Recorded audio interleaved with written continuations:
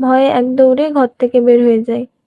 মান্নাত ঘরের দরজা দিয়ে বিছানার সামনে আসে, ফুলগুলোর দিকে তাকায়।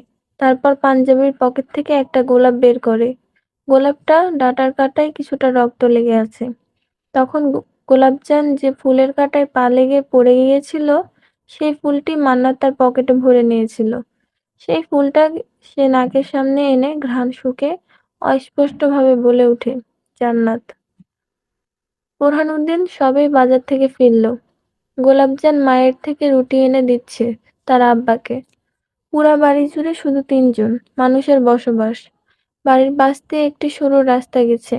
গোলাপ বাগানের তারপর একটি কূপ আছে, যেখান থেকে গুলবাহার রোজ পানি তুলে আনেন। বাড়ির উঠোনে বড় বড় 2টা আম গাছ আছে। বোরহানউদ্দিন হঠাৎ বলে উঠলেন, কিরে মা, তোর পড়ালেখা কেমন চলছে? জি আব্বা, ভালো।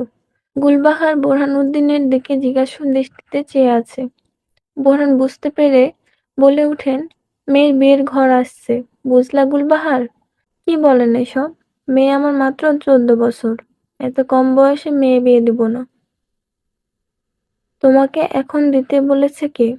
গঞ্জে আমার এক বন্ধু আছে, তার ছেলে মুদি দোকানে সামলায়। ছেলেটা ভীষণ ভদ্র, লেখাপড়াও করেছে। এখন বাপকে সাহায্য করছে দোকানে।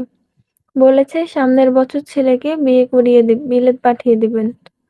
আমাদের গোলাপজানের কথা তো সবাই জানে। মেয়ে আমার চাঁদের টুকরা, তাই আর কি। আর তুমি তো জানোই রাখালনগরের অবস্থা।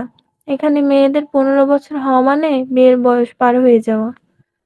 না, তাও আমি আমার গোলাপজানরে এত তাড়াতাড়ি বিয়ে দিব না।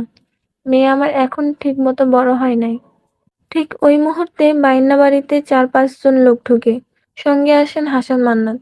রাতের বেলা এমন করে বাড়ির মধ্যে এত লোক দেখে বোরহানউদ্দিন ঘাবড়ে যায়।